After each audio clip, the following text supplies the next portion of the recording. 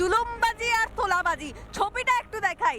ছবিটায় the women's cooperative industrial home limited, অর্থাৎ এই নামটা শুনলে কি বোঝা যাবে এখানে মহিলারা থাকতেন বা মহিলাদের বসবাস সংক্রান্ত একটি জায়গা। কিন্তু আমি এখানে ভেতরে প্রবেশ করব, এখানে কোথাও থাকার জায়গা নেই, সবটাই কিন্তু জলজ জমি এবং গোডাউন তৈরি হয়েছে। এবার আমরা যদি দেখি একটা, দুটো, তিনটে, চারটে, পাঁচটা, ছটা, সামনে যত ছবি আমরা এই মুহূর্তে দেখাচ্ছি প্রত্যেকটি কিন্তু গোডাউন। মদন মিত্রের গেস্ট হাউস একেবারে সরাসরি সামনে, ঠিক যে পুকুর বা ডোবা আমরা দেখতে পাচ্ছি, সেই পুকুর বা ডোবার একেবারে সামনে যে কালো গেটটি রয়েছে, সেই কালো গেটটি এবং বিশাল আকার সেই গেস্ট হাউস আমরা দেখতে পাচ্ছি। গেস্ট হাউসটা মদন মিত্র আসছে, মাঝে মধ্যে থাকতো, রেস্ট নিত। এই গুড্ডু আনসারিকে দেখেছেন কখনো? হ্যাঁ, আসতো, এখানে বসতো, থাকতো, দেখেছি তাদেরকে। কতক্ষণ আসতো?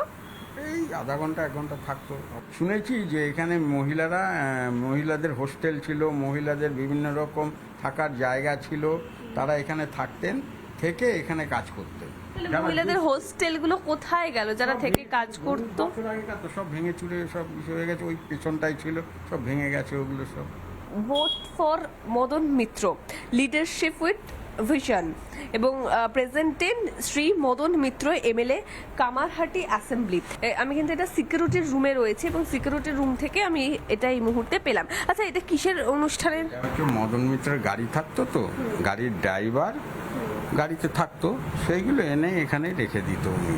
মদন মিত্র গেস্ট হাউসে আসতেন, দীর্ঘক্ষণ থাকতেন, তার সঙ্গীরা আসতেন, যে গুড্ডু আনসারির নাম যেরকম উঠেছে সেরকম গুড্ডু আনসারি সহ অন্যান্যরা তারা আসতেন, তারা এখানে থাকতেন এবং কিছুক্ষণ থাকার পর তারা চলে যেতেন। গুড্ডু আনসারিকে আমি চিনি তো, কামারহাটির ছেলে, সেই যদি ঘনিষ্ঠ আমি কি করবো, মহা মুশকিল।